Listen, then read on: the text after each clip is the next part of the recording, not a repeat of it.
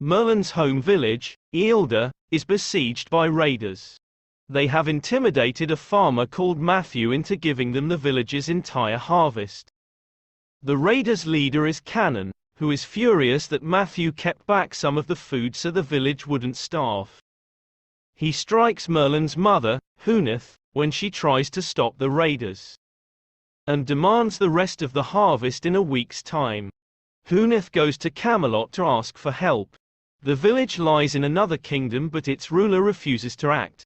Uther wishes he could help, but he can't because by sending soldiers there, he would be declaring war on that kingdom.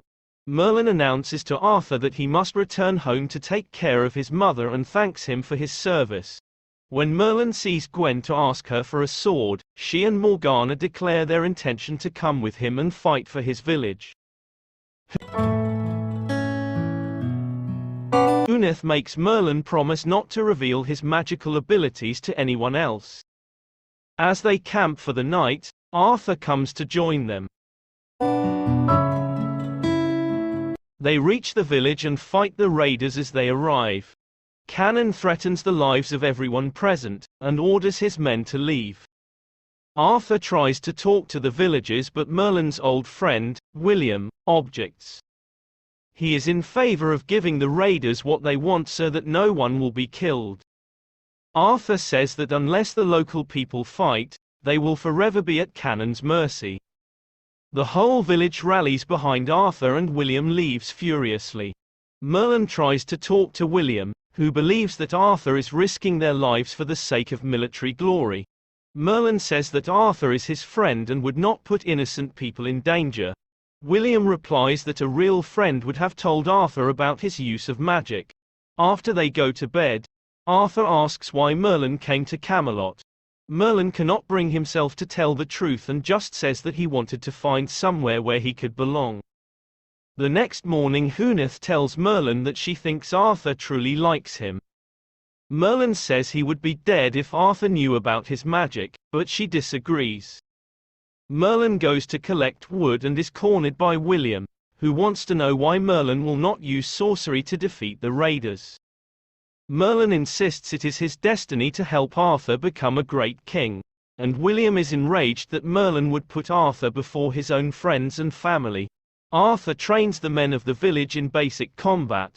Morgana points out that the men are outnumbered and the women must also be allowed to fight, but Arthur rejects this suggestion. Merlin later overhears Gwen and Morgana admitting that both they and Arthur came with Merlin because they care about him.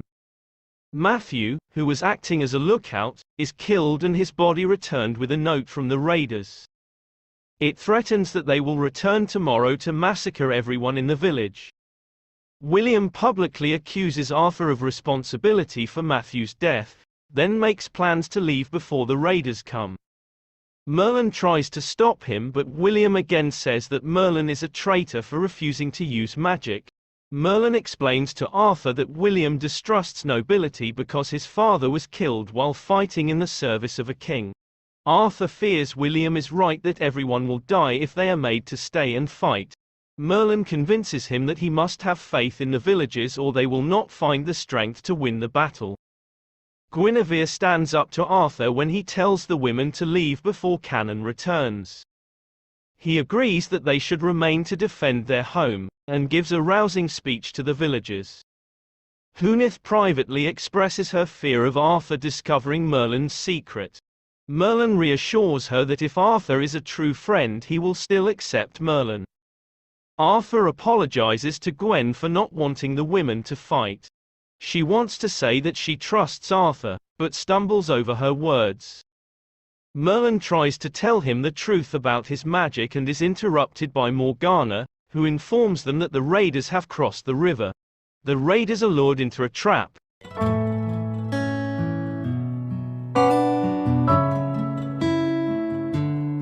With the women setting fire to the fences, hemming them in while the men ambush them, and the villagers come out to fight. William returns and saves Merlin from being hit. As it looks like the village is losing the battle, Merlin uses his magic to create a strong whirlwind that sends the raiders fleeing. Cannon remains and duels with Arthur, who runs him through with a sword. Arthur wants to know who used magic to bring the wind up. At this point, Cannon uses his last moments to fire a crossbow in Arthur's direction. William pushes Arthur out of the way and is hit with the arrow. He is brought into Merlin's house, where he confesses to being the sorcerer who conjured the whirlwind. Arthur leaves and William says that he wanted to give Merlin the chance to be the servant to a great king. He dies, and Merlin sobs over his body. Arthur believes that what Merlin meant to tell him was that William was a sorcerer. He is upset that Merlin didn't warn him about something so dangerous. Merlin says goodbye to his mother and prepares to return to Camelot. Echoing the great dragon's words, she states that he and Arthur are like two sides of the same coin. She assures him that one day, when the time is right, he can tell the truth at last.